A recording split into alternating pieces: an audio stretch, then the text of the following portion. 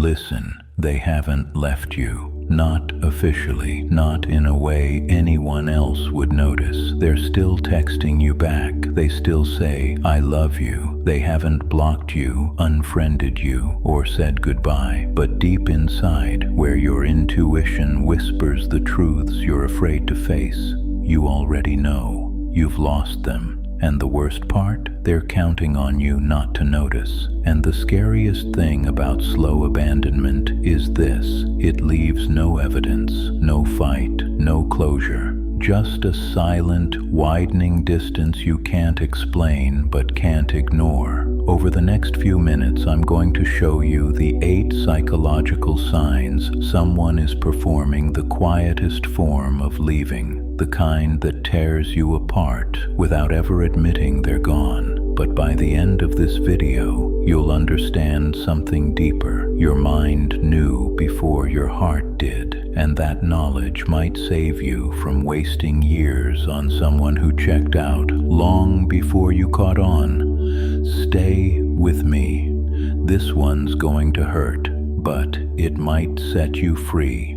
Before I explain anything, let me show you something real. I want to read you a letter we received last week, anonymous, like all the stories you'll hear today. In the letter, it was written that I spent 2 years wondering why it felt like I was screaming into a void.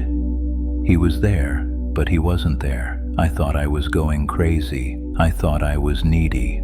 Then one day he told me he'd been emotionally checked out for 18 months. 18 months, and I never saw it coming, except I did. I ignored every sign because noticing them meant admitting I'd already lost him. I just didn't know I was allowed to grieve yet. If that resonates with you, you're not imagining it, and you're not broken. Your nervous system has been picking up micro-rejections long before your mind could translate them. And today, we're going to decode exactly what those signs are and what they really mean. If you've ever felt this, hit subscribe. You're in the right place. This is where healing begins. Here's something most people never learn. Your brain is a pattern recognition machine built over millions of years to detect danger, especially social danger, because for our ancestors, being pushed out of the tribe wasn't rejection, it was death. So when someone starts pulling away from you, your nervous system knows before you do. Before you notice the slower replies, the colder tone, the fading energy, your amygdala has already picked up every shift in their micro-expressions, and it whispers quietly, something's wrong. Psychologists call this ambiguous loss, grieving someone who's still physically here. Your cortisol spikes, your attachment system panics. You become hypervigilant, scanning every tiny interaction for signs you're losing them, or signs you're imagining it. And the cruelest part, they give you just enough crumbs to keep you confused, not enough to feel loved, just enough to stop you from leaving. The Stoics understood this thousands of years ago. Marcus Aurelius wrote, "The object of life is not to be on the side of the majority, but to escape finding oneself in the ranks of the insane." Translation: your sanity isn't measured by the consistency of someone who's half in, half gone. If your body is sounding the alarm, listen. Now, let's break down the signs. And the first one hits harder than you think. Sign number 1, their energy toward you has flatlined. This is the first and most devastating sign. They're not mad at you anymore. Not passionate, not irritated, not invested, just neutral, emotionally gray. Psychologists call this detachment mode, a state where someone has already mourned the relationship in private, long before you even suspected something was wrong. Here's what you'll notice. Conversations feel like you're interviewing a stranger. They stop sharing details about their day. They don't ask follow-up questions. Their replies sound polite but empty. That's great. Oh wow. Interesting. sentences that mean nothing, but here's the trap. They're still being nice, and that niceness is what keeps you hanging on. In attachment psychology, this is called dismissive avoidant deactivation. They're not trying to hurt you. They're trying not to feel anything, because feeling would force them to face an uncomfortable truth they've already let go. Seneca once wrote, "We suffer more in imagination than in reality, but sometimes we suffer because we're imagining a connection that died months ago and no one said it out loud." Sign number 2 digs even deeper into this, and it's the one people miss the most. I need you to pause here and be honest with yourself. Is there someone in your life right now whose energy feels like this? Someone you're working overtime to connect with while they're doing the bare minimum. Don't comment their name. Just hold that awareness, because the next sign is going to make everything make sense. Sign number 2, the response pattern has changed, and it's calculated. They used to reply instantly. Now, hours, sometimes days, but here's the key. It's inconsistent. Sometimes they're responsive, sometimes they disappear. This isn't accidental. It's a psychological phenomenon called intermittent reinforcement, the same mechanism that makes gambling addictive. When someone gives you unpredictable attention, your brain releases dopamine in anticipation. You become addicted to the highs of their responses, which makes the lows of their silence even more painful. But here's what they'll never tell you. They're buying time. Time to figure out their next move. Time to explore other options. Time to let you down slowly, enough that you can't accuse them of cruelty. Psychologist Dr. Shirley Glass calls this the slow fade, a conflict avoidance strategy where someone gradually reduces investment without ever having to have the hard conversation. And here's the gut punch. Research shows that people who use the slow fade aren't trying to spare your feelings. They're trying to spare their own. They don't want to be the bad guy in the story, so they make you the one who finally walks away. Marcus Aurelius wrote, "You have power over your mind, not outside events. You can't control their behavior, but you can stop letting it control your peace." Now, I am going to read a letter from someone who lived through this exact pattern. In the letter, it was written that he would disappear for 3 days, then come back like nothing happened. I thought I was being dramatic for feeling hurt. One day, I asked him about it. He said, "I just needed space." But here's the thing, he never needed space from his friends. He never needed space from his hobbies, just from me. That's when I realized I wasn't his priority. I was his option. If you felt that in your chest, keep watching, because the next sign explains why you've been accepting this treatment. Sign number 3, you're no longer included in their future plans. Listen carefully to how they talk about the future. Do they still say we and us, or has it shifted to I and me? When they talk about next month, next year, their goals, their dreams, are you in the picture? Or are you conveniently absent from every story they tell about where they're going? This is called psychological distancing, a defense mechanism where someone starts to see you as separate from their trajectory.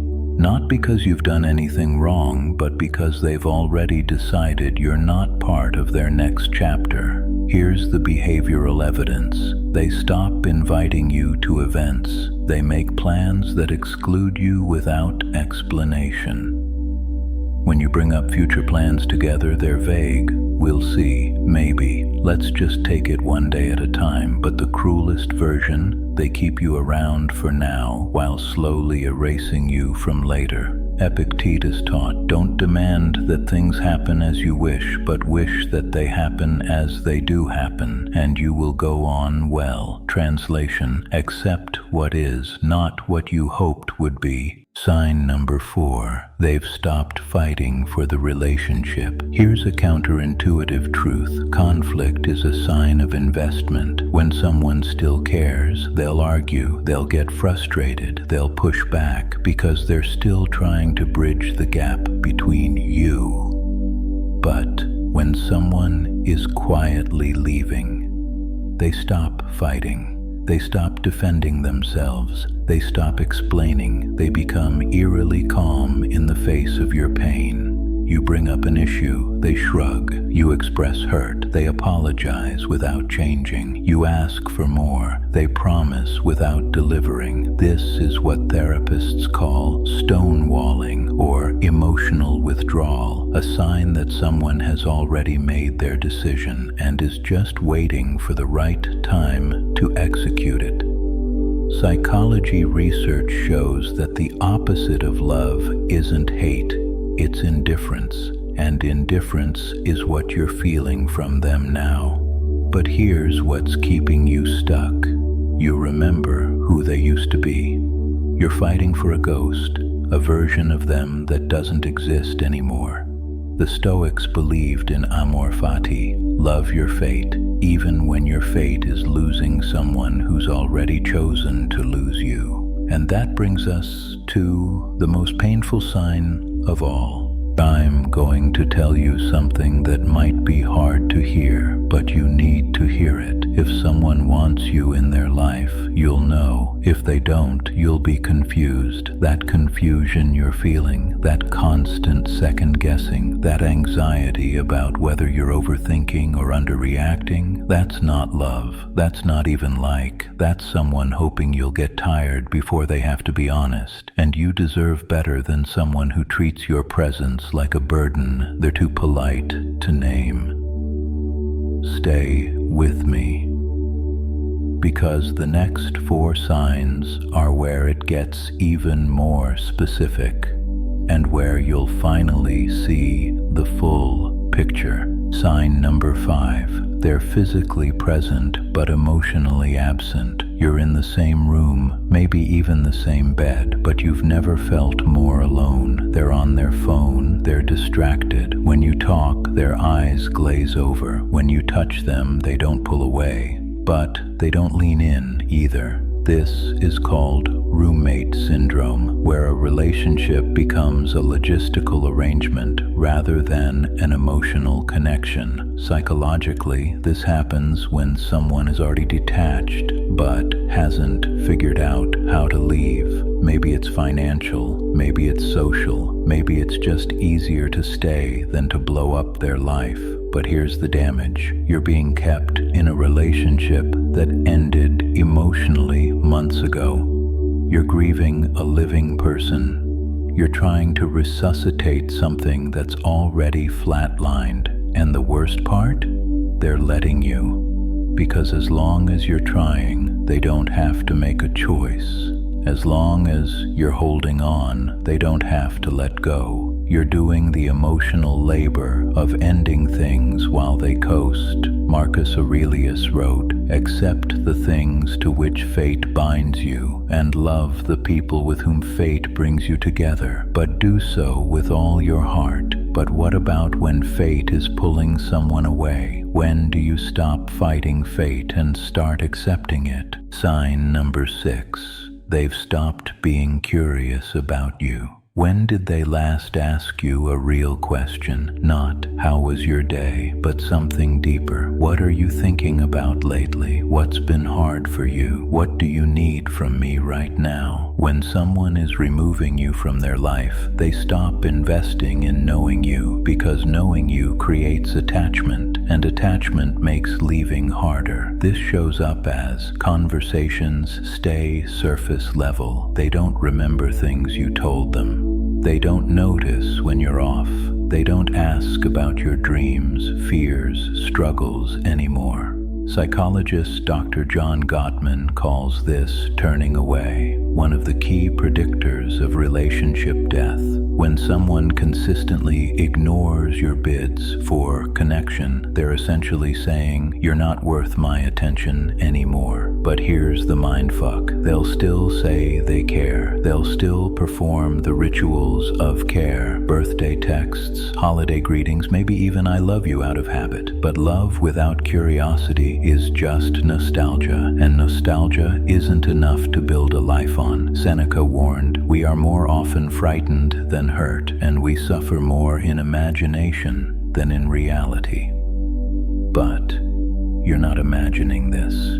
Your intuition is screaming, it's time to listen. Here's where this gets really uncomfortable, because the next two signs, they're the ones that confirm it, the ones that remove all doubt, the ones that make you realize this isn't salvageable, this isn't a rough patch, this is an ending they don't have the courage to name. And once you see it, you can't unsee it. Are you ready? Sign number 7. They confide in others, but not in you. They're telling their friends about their problems, their family, maybe even people they barely know. But you, the person who's supposed to be their closest confidant, you find out about their struggles secondhand, through social media, through mutual friends, or worst of all, they tell you nothing is wrong while everyone else knows the truth.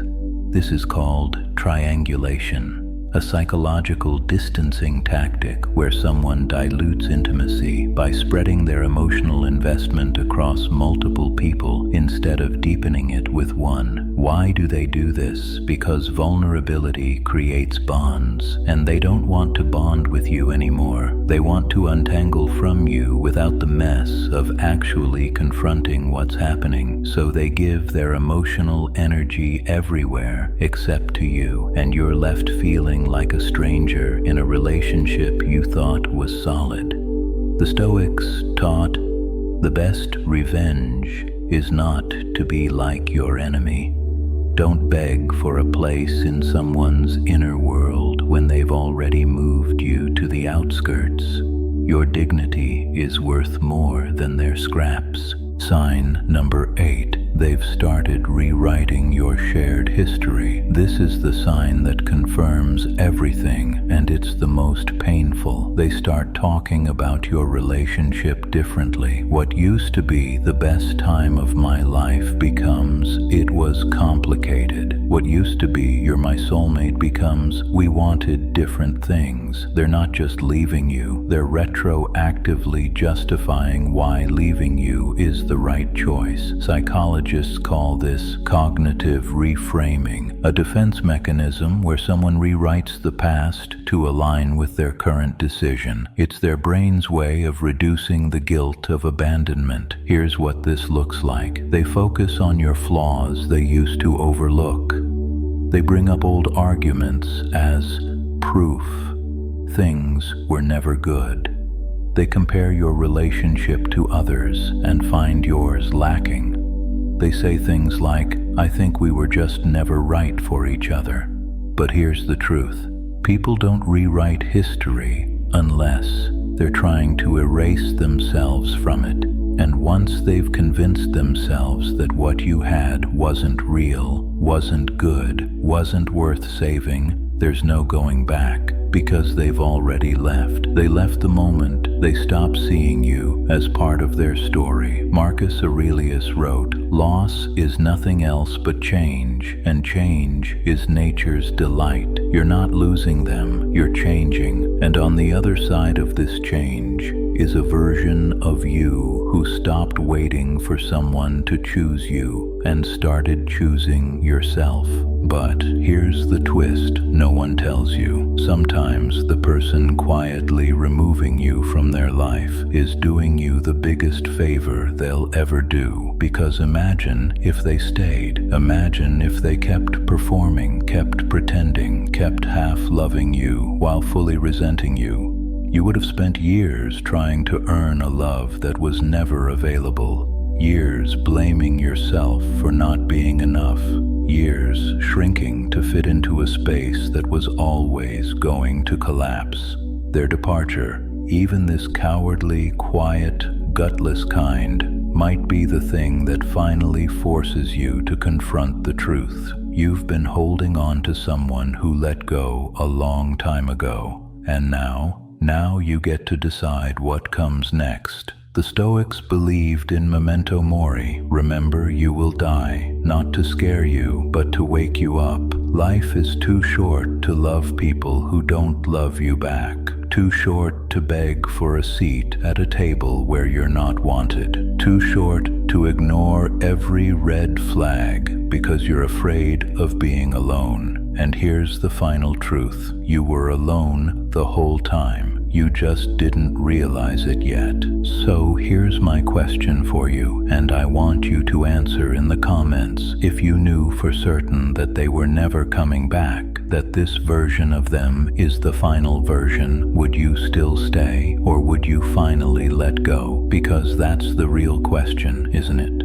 Not whether they're leaving, but whether you're strong enough to walk away first. If this video resonated with you, if you felt seen, if you felt validated, if you felt that gut punch of recognition, do me a favor.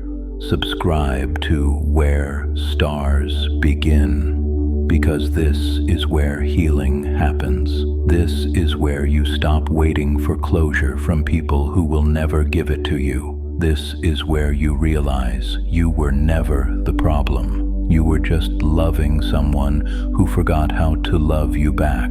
Your mind is safe here, and your healing begins now. I'll see you in the next one, where we talk about what happens after you finally let go. And trust me, you're not ready for what I'm about to tell you.